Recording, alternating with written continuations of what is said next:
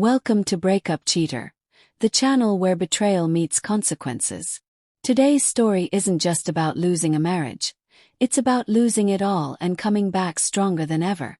This is a tale of a woman who thought she'd played the perfect game, and the man who let her believe it, just long enough to take everything back. Let's get started. It was a crisp Friday evening.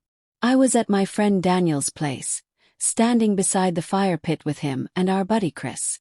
The three of us had cold beers in hand, talking about nothing in particular. Sports, weekend plans, and for the first time in weeks, I wasn't buried in deadlines or system maintenance.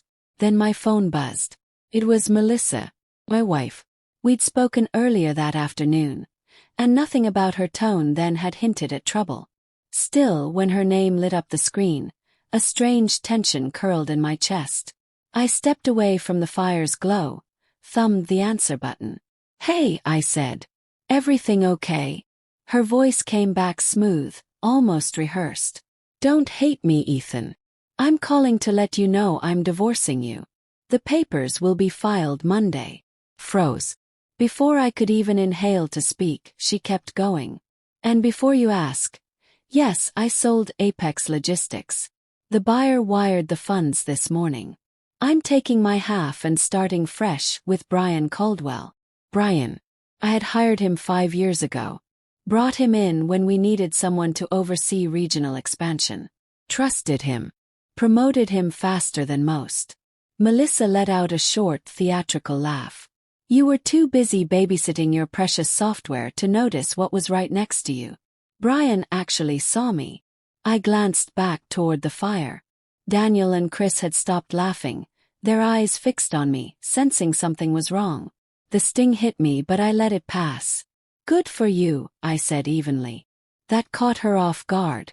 She hesitated, then I ended the call, slid the phone back in my pocket and walked to my friends. "I should head home," I said. By the time I pulled into the driveway, the last daylight had gone. My headlights swept across the porch, and there she was. Melissa, wine glass in hand. Brian leaning against the railing like he already owned the place. "You didn't waste time," I said, stepping out of the truck. He smirked. "Expected more of a scene from you." Brian grinned. "Figured you'd be crying into your beer by now." "I'm just here to grab a few things," I said. Inside, the place no longer felt like mine. Boxes stacked in the living room. My office stripped bare. The safe in the study wide open, empty. Even my late father's chronograph watch was gone. In the kitchen, I grabbed a bottle of water, took a sip, then looked at Melissa. "When did you sign the sale agreement?" "Yesterday," she replied without hesitation. He nodded. "Interesting." Brian frowned. "What's interesting?" I ignored him.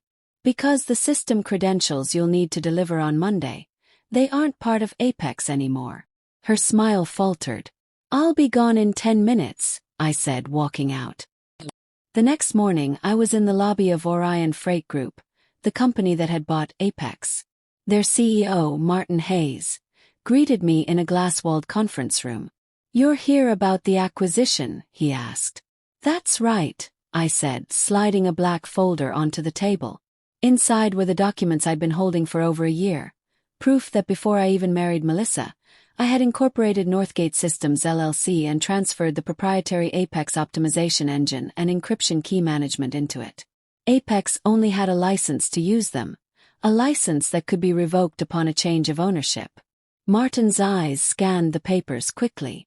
"You're telling me the core software isn't included in the sale?" "Correct. Without those keys, your new acquisition is just a shell." He leaned back.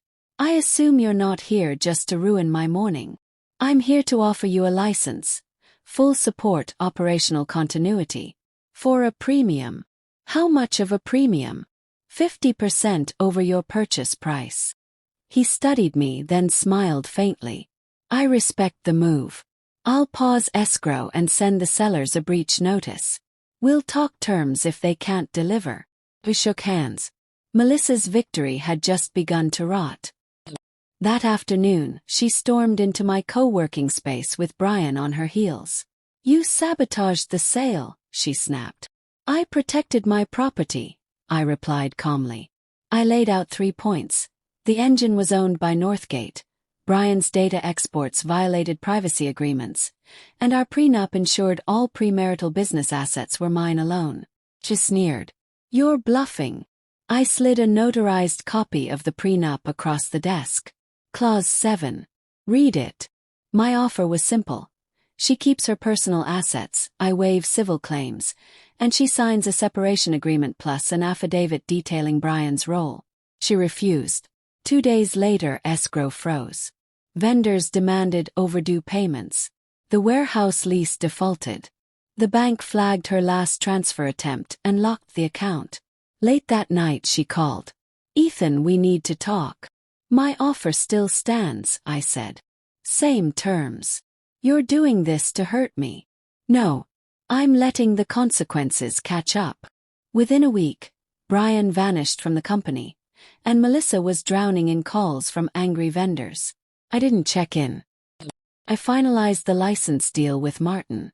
The premium terms gave me financial breathing room, and I poured it into my new venture, Arcstone Systems. Leaner, faster, and entirely mine. My first hire was Noah Park, a trusted operations lead from my Apex days. Business thrived. And then months later Melissa emailed. I need to see you. We met at a quiet coffee shop. She was thinner, her coat hanging loose. Brian's gone. Took the rest of the money. I'm drowning, she said. I need something. A job, a stake in Arcstone. I slid her the same envelope I'd offered before. She signed without argument.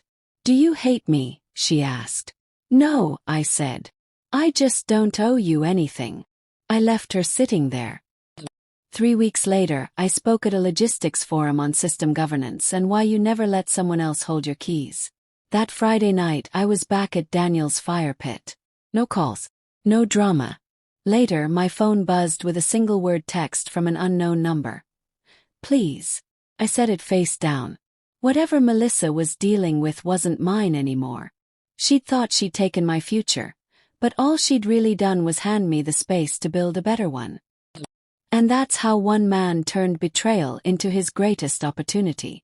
She left thinking she'd won, but all she did was clear the board for him to start fresh, stronger, smarter, and untouchable.